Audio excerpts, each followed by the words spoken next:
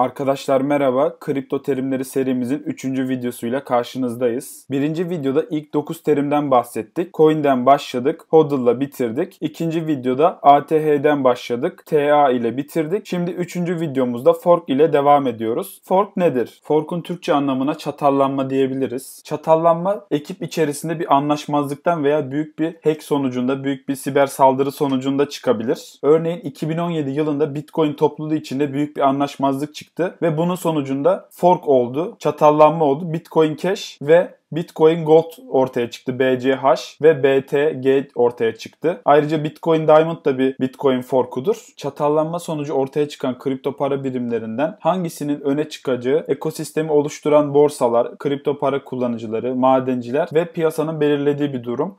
Yani mesela 2 tane fork çıkıyor ortaya. Bitcoin Gold ve Bitcoin Cash. Bitcoin Cash'i hangi borsalar destekliyor? Hangi adamlar destekliyor? Bitcoin Gold'u hangi borsalar, hangi adamlar destekliyor?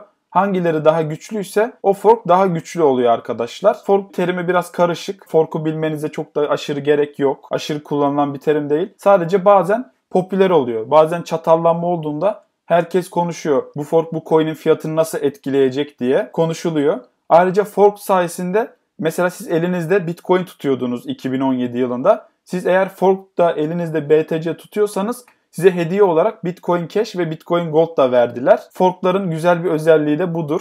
Tabi fork'tan karlı mı çıkacaksınız, zararda mı çıkacaksınız? Bu önemli bir detay. Bunu iyi hesaplamak lazım o günün şartlarına göre. Fork'ta bu kadardı arkadaşlar. Halving terimiyle devam ediyoruz. Halving nedir? Halving'e Türkçe olarak yarılanma diyebiliriz. Bitcoin halving dediğimizde Bitcoin yarılanmasıdır. Madencilik ile üretilen kripto para birimlerinde madencilik üretiminde blok başına düşen ödülün belirli aralıklarla yarıya düşürülmesidir. Peki Bitcoin halving nedir? Bitcoin madencilik ile üretilen bir kripto para birimidir. Madenciler çözdükleri her blok başına Bitcoin cinsinden ödül alırlar. Bu sayede hem Bitcoin üretimi yapılır hem de blockchain ağındaki işlemler gerçekleştirilir. Bitcoin halving ile bu blok başına alınan ödül yarı değerine düşürülmektedir. Bitcoin ilk çıktığı yıllarda 2008-2009 yıllarında her bir blok başına verilen ödül 50 Bitcoin'di. Bitcoin ağındaki ilk halving işlemi 2012 yılında yapıldı ve blok başına düşen ödül miktarı 25 Bitcoin oldu. Bu halving işlemi Bitcoin'de her 4 yılda bir yapılıyor. Bir sonraki halving'de ise 2016 yılında 12.5 Bitcoin'e düştü. 2020 Mayıs ayında yapılan halving'de ise blok başına ödül 6,25 Bitcoin oldu. Bu blok başına düşen ödülün azalması Bitcoin'in fiyatını arttırıyor arkadaşlar. Dikkat edin, kronolojik sıralamaya da bakarsanız Bitcoin her yapılan halving'den bir yıl sonra boğa sezonuna giriyor ve fiyatı ciddi şekilde artıyor. Çünkü blok başına düşen ödül miktarı azalıyor. Azalınca da üretimi daha zor olduğu için Bitcoin'in insanlar, madenciler satmıyorlar. Satılmayan malın da fiyatı yükseliyor. Halving işlemi Bitcoin'in fiyatına genelde hep olumlu oluyor. Halving Bitcoin için önemli arkadaşlar. Diğer kripto paralar için de önemli. Çünkü üretim zorluğunu arttıran bir şey. ICO nedir? ICO'nun açılımı Initial Coin Offering'tir. Türkçe olarak da ilk coin arzı olarak düşünebiliriz. Projelere fon toplamak amacıyla yeni üretilen coinlerin ilk olarak satılmasıdır. Çoğu proje piyasaya çıkmadan önce ICO düzenlerler ve fon toplarlar. Topladıkları fonlar ile projelerini daha iyi geliştirirler. Fakat ICO'lar riskli yatırımlardır arkadaşlar. Her ICO kazandırmaz. Her ön satış kazandırmaz. Risklidir arkadaşlar. 2018 başlarında çok fazla ICO çıktı. ICO çılgınlığı oldu boğanın gelmesiyle beraber ve ICO'ların, ICO'ların çoğu dolandırıcı çıktı arkadaşlar. ICO'lara yatırım yaparken çok dikkat edin. 100 kere araştırın. Çünkü paranızı koyuyorsunuz ve o paranın ne olarak döneceği veya dönecek mi hiç belli değil arkadaşlar. Biraz bile şüpheniz varsa o ICO'ya girmeyin. Paranızı kaybetme olasılığınız çok yüksek arkadaşlar. Çok iyi ICO'lar olursa zaten biz coin mühendisi sosyal medyalarında o ICO'ları duyururuz ve beraber gireriz arkadaşlar. Diğer bir kripto para terimimiz olan stable coin ile devam ediyoruz. Stabil coinler kripto para birimi fiyatlarında görülen doğal fiyat dalgalanmasını gidermek için tasarlanmıştırlar. Stabil coinler genellikle değeri başka bir fiyat para birimine ya da değerli bir varlığa sabitlenmiş bir kripto para türleridir. Örnek verecek olursak fiyat para birimi dediğimiz şey de nedir bu arada arkadaşlar? Mesela Türk lirası bir fiyat paradır. Amerikan doları bir fiyat paradır. Euro bir fiyat paradır. Değerli bir varlığa sabitlenmiş dediğimizde mesela altın fiyatlarına sabitlenmiş olarak düşünebiliriz. Piyasada en çok bilinen ve en çok kullanılan stabil kripto para USDT'dir, yani Tether'dir. CoinMarketCap'e girdiğinizde, CoinMarketCap'e bakalım. 3. 4. sırada, 5. sırada Tether'i görebilirsiniz. Şu anda değeri 1.03 gösteriyor. Neden derseniz kripto paralarda çok büyük bir düşüş oldu bugün arkadaşlar. Ve herkes panikle Tether'e geçti. Yani Bitcoin'lerini, altcoin'lerini sattılar, dolara kaçtılar. O yüzden fiyat biraz şu an yükselmiş olabilir. Ama normalde bu Tether'in değeri her zaman 1 dolara eşittir arkadaşlar. Stabil coin'dir. Mesela şu anda kripto paralarda çok büyük düşüş var ya. Bu kripto paradaki düşüşten kaçmak için insanlar dolara kaçtı. Yani Tether'e kaçtılar. Tether dışında başka sabit kripto paralar da var. Şu biraz aşağı gelelim. Bakın burada mesela 16. sırada USDC var. Bu da 1 dolara eşit bir kripto paradır. Onun dışında PAXG diye bir şey var. Ons altına sabittir fiyatı. Binance USD var, Boost. O da 1 dolara eşittir. Bakın o da 27. sırada. Bütün kripto paralarda düşüş olurken bu dolara sabit kripto paralarda ufak bir artış var. Çünkü herkes dolara kaçtı panikle arkadaşlar. Onun dışında 1 lira var arkadaşlar, bir Türk projesi. 1 lira da 1 adet Türk lirasına eşit arkadaşlar. Yani 1 TL'ye eşit. Bunlar sabit kripto paralardır. Fiyatları hep sabittir. Mesela ben şu soruyu da çok duyuyorum. Hocam Tether'e yatırım yaptım, sizce artar mı? Bir aydır Tether'i bekliyorum. Diğer kripto paralar uçtu. Ama Tether niye artmıyor hocam diye. Çünkü Tether 1 dolara eşittir. Yani yatırım yaptığınız projeler hakkında araştırma yapmanızı öneririm arkadaşlar. Tether'i ömrü sonuna kadar bekleyen, Tether hiçbir zaman 1 doları geçmeyecek. Yani 1.03 oldu. Yani çok %3'lük bir kazanç, hani diğer kripto paralara göre bir şey değil. Bunun amacı değer korumak. Böyle çok ani yükselişlerde, düşüşlerde insanlar güvenli bir sığınağa çekilmek istiyorlar.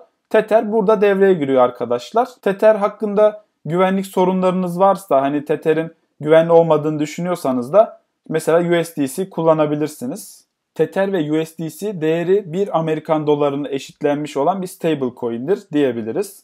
Diğer kripto para terimimizle devam edelim. Sırada Satoshi var. Bitcoin'in en küçük birimi Satoshi'dir. Satoshi adını Satoshi Nakamoto'dan almıştır. Satoshi Nakamoto kim diye sorarsanız da 2008 yılında Bitcoin'i yaratan kişi veya kişilerin takma adı diyebiliriz. Satoshi terimi Bitcoin'in yaratıcısından gelmektedir. Satoshi bir Bitcoin'in 100 milyonda birine denir. 100 milyonda bir. Örnek verecek olursak Türk lirasının en küçük birimi kuruştur. Dolarda ise en küçük birim centtir. Bitcoin'de de Satoshi arkadaşlar en küçük birim. Bir Bitcoin yaklaşık 500.000 TL olduğu için bir süre sonra Bitcoin'in fiyatı böyle artmaya devam edince biz artık Bitcoin yerine Satoshi'leri kullanmaya başlayacağız.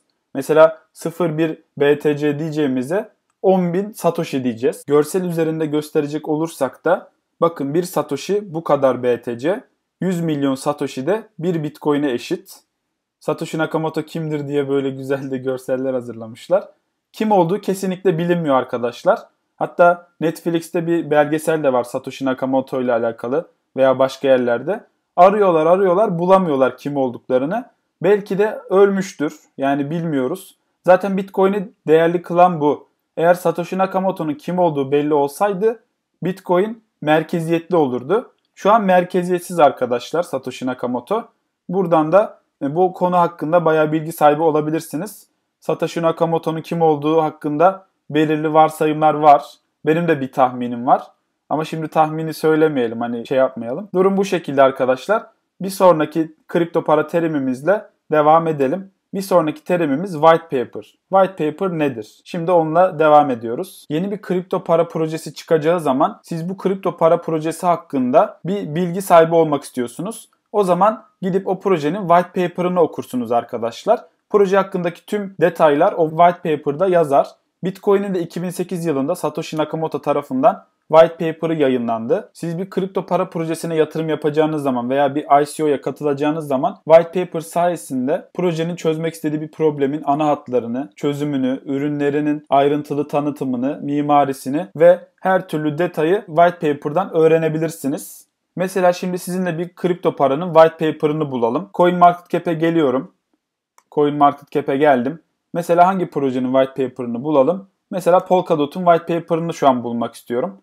Polkadot'a tıkladım. Buradan Polkadot'un internet sitesine gidelim. Ve sayfanın en aşağısına veya en üstünde bakın şurada direkt white paper, light paper diye şey var. White paper'a tıklayalım mesela arkadaşlar. Şu anda Polkadot'un white paper'ını görmektesiniz. Bakın sayfalar dolusu. Polkadot hakkında her türlü bilgiye buradan ulaşabiliriz. Böyle sayfalarca gidiyor arkadaşlar. Bir projeye yatırım yapacaksanız önce white paper'ını iyi öğrenin, iyi araştırın. Ondan sonra yatırım yapın arkadaşlar. White paper'da bu şekildeydi. Bir sonraki terimde görüşmek üzere. NFT nedir? NFT'nin açılımı Non-Fungible Token'dır. Başka bir eşi daha bulunmayan dijital varlıklardır. Sınırlı sayıda üretilen eşsiz, benzersiz tokenlardır. NFT'ler son zamanlarda çok popüler olmuşlardır.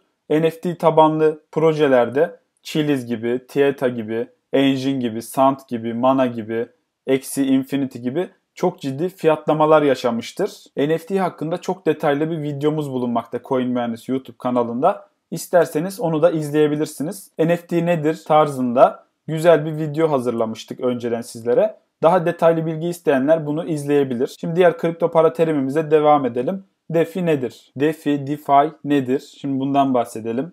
DeFi'nin açılımı Decentralized Finance, yani merkezi olmayan finans anlamına gelir. Akıllı sözleşmeler, dijital varlıklar, protokoller, merkeziyetsiz uygulamalar gibi tüm ürün ve hizmetlerin birleşimine DeFi diyebiliriz genel olarak. DeFi adından da anlaşılacağı gibi herhangi bir merkeze bağlı olmayan ve herhangi bir otoriteye ihtiyaç duymayan blockchain ağları üzerine inşa edilmiş finansal sisteme verilen genel addır. Merkeziyetsiz ve şeffaftır. Herhangi bir sahibi yoktur. Merkeziyetsiz finans sayesinde aracıları ortadan kaldırıyoruz ve aracılara komisyon ödemek yerine daha fazla gelir elde edebiliyoruz. Bu sistemde bankaya gitmek yerine kendimiz banka oluyoruz. Peki merkeziyetsiz finans projeleri hangileridir diye soracak olursanız da bunlara MakerDAO'yu örnek verebiliriz. Aav'yi örnek verebiliriz. SNX'i örnek verebiliriz. DAI'yi örnek verebiliriz.